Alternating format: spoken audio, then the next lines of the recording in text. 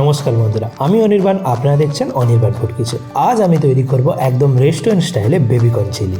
যদিও এটি Indo chinese starter recipe, যেমন চিলি চিকেন, চিলি পনির আপনাদের সবার ভালো লাগে। এই রেসিপি একবার বানিয়ে দেখুন, আমি শিওর বলতে পারি এই রেসিপি আপনাদের মুখে লেগে থাকবে। তাই ভাবলাম এই রেসিপি আপনাদের সাথে শেয়ার করি। এখানে আমি 600 গ্রাম বেবিকর্ন নিয়ে সমস্ত বেবিকর্নগুলোকে এইভাবে আড়াআড়িভাবে কেটে নিচ্ছি।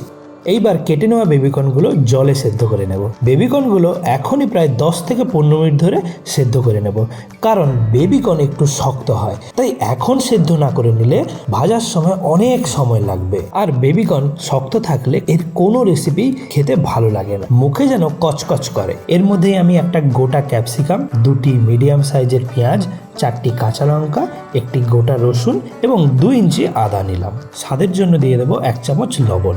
15 মিনিট পর সেদ্ধ হয়ে গেলে আমি গ্যাসের ফ্লেম বন্ধ করে বেবিকর্নগুলো একটি পাত্রে তুলে রেখে দেবো। এরপর আমি একটি বাউলে 4 tablespoon cornflour, 3 tablespoon ময়দা,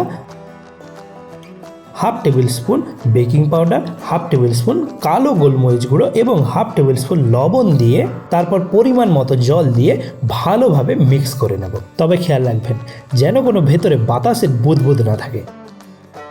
এরপর এর মধ্যে বেবিকর্নগুলোকে অ্যাড করে ব্যাটার দিয়ে ভালোভাবে কোট করে নিয়ে কোট করা বেবিকর্নগুলোকে ফ্রাই করে নিতে হবে। ফ্রাই করে নেওয়ার জন্য তেল গরম করে নিয়ে কোট করা বেবিকর্নগুলো একে একে ছেড়ে দেব।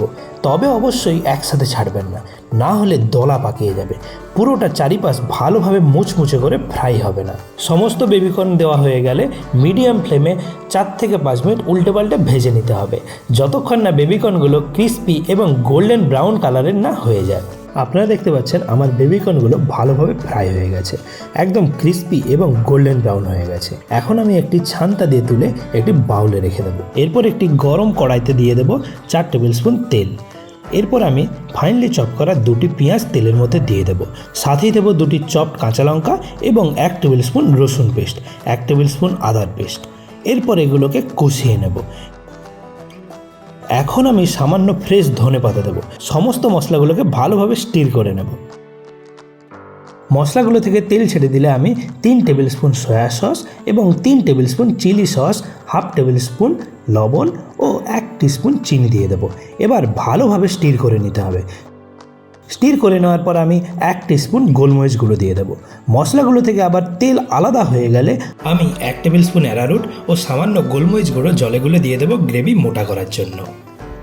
বন্ধুরা, এই স্টেজে আপনারা গ্যাসের ফ্লেম একদম লো করে দেবেন। আমার সস খুব বেশি থিক হয়ে যায়, আমি সামান্য পরিমাণ জল দিয়েছি। এবার আমি ফ্রাই করা বেবিকর্ন সসে অ্যাড করব। সাথেই দেবো হাফ কাপ স্লাইসড ক্যাপসিকাম। এইগুলো অ্যাড করার পর আপনাদের ভালোভাবে মিক্স করে নিতে হবে।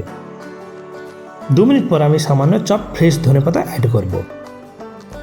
1 মিনিট ভালোভাবে কুক করে নেওয়ার পর আমি 4 টেবিল স্পুন টমেটো সস দিলাম। এরপর ভালোভাবে স্টির করতে থাকবো। আমার সস খুব বেশি থিক হয়ে যায়, আমি সামান্য পরিমাণ জল দিয়েছি। সব কিছু আগে থেকে কুক করা ছিল, তাই আর 2 মিনিট স্টির করে নেব। এই স্টেজে আপনারা খুব বেশি কুক করবেন না, না হলে আপনাদের বেবিকর্ন জলে সেদ্ধ লাগবে। বেবিকর্নের ওপর সস ভালোভাবে কোট হয়ে গেলে আমি গ্যাসের ফ্লেম অফ করে দেব। আমি সামান্য স্প্রিং অনিয়ন, বাংলা যাকে পেঁয়াজ কলি বলে, তা দিয়ে দেবো। বন্ধুরা, আমার বেবিকর্ন চিলি তৈরি, তাড়াতাড়ি সার্ভ করা যায়। যদি আপনারা পনির চিলি খুব পছন্দ করেন তাহলে বেবিকর্ন চিলি অবশ্যই ভালো লাগবে। মাস্ট এই রেসিপি ট্রাই করবেন এবং কমেন্টে জানাবেন আপনাদের কেমন লাগলো। আর ভিডিওটি ভালো লাগলে লাইক করবেন, শেয়ার করবেন আপনাদের খানা পিনা প্রিয় বন্ধুদের সাথে ও সাবস্ক্রাইব করার অনুরোধ রইল।